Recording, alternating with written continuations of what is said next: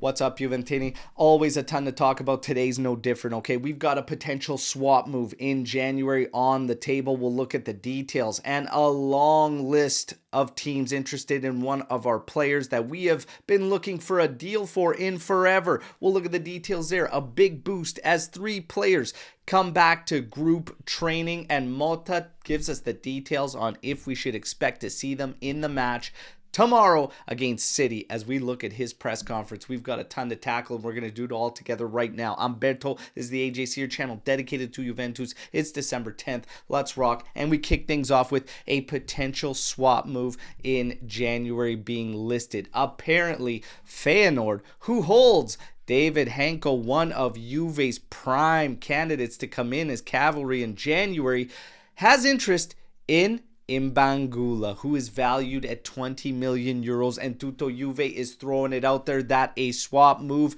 could be on the table. Now, with Hancko being able to play center back and also at left back, this makes things very, very interesting from Juve's perspective if this opportunity presents itself. And this is not so cut and dry. I think this one's actually a very, very tough decision. Of course, the devil is always in the details, so we would have to know exactly what the details are to probably make a definitive yes or no answer. But I gotta ask you, where are you at on that potential move in January? Hit me in the comments. All right, now, as far as Arthur Melo goes, this is the most clubs interested that we have ever had in the Brazilian midfielder, and we've been looking for a move for this guy for so long. But you have Como, Bologna, Marseille, Benfica, Betis, Girona, and Olympiacos all interested in the player and inquiring about the player. If you cannot find a move now,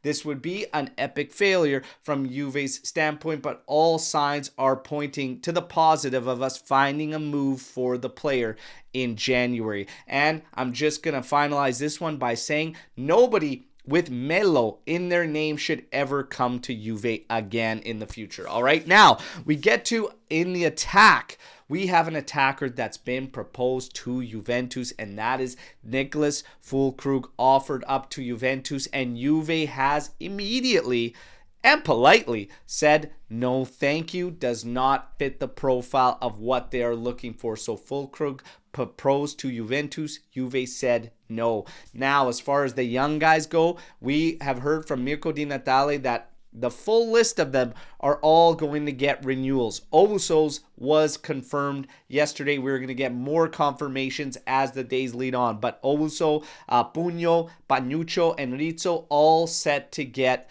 extensions and renewals at Juventus. Now we get to the injury rundown as we look ahead to tomorrow, the match in Champions League against Man City. Both teams bruised and battered, okay, and both teams not in the best form, so who knows what you're going to get, and Champions League nights are always wild, but for us, we do get a boost. All eyes have been on Cambiaso. He was training with the group today. McKennie and Luiz both trained with the group again, and all should be available for the City match. Now, Nico Gonzalez, we're hearing Venezia, but we're also hearing maybe Coppa Italia, right?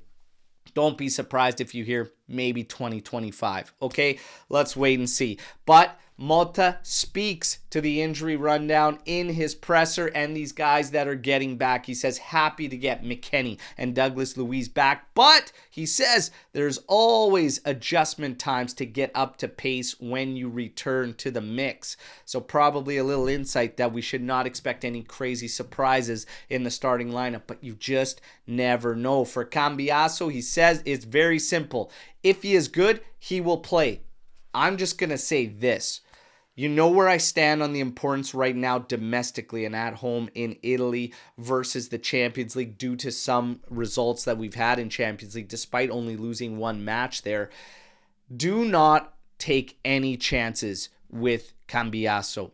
Absolutely none. If there is even the slightest doubt of any type of re-aggravation or injury or setbacks, do not take the chance. And I stand firm on that. Are you with me? Hit me in the comments. Now we keep going. He says he agrees with the comments about his team showing character, but he says we can improve and grow a lot across many facets of the game. Okay. He says, I've never used injuries as an alibi. I do not believe in them. All right, we must embrace all the moments as a team, as a collective, as a unit in the right way. He continues that we know City is what they're going to do. They're going to control the ball. They like to control the ball in the opposition's half. We must be ready to defend well, and we will look to attack the openings that are created. So a bit of an insight as to what to expect from Mota against City, okay? And we were all kind of thinking it was going to be that way. But again, City's going to be missing some key characters, so who knows how this game is going to play out, okay?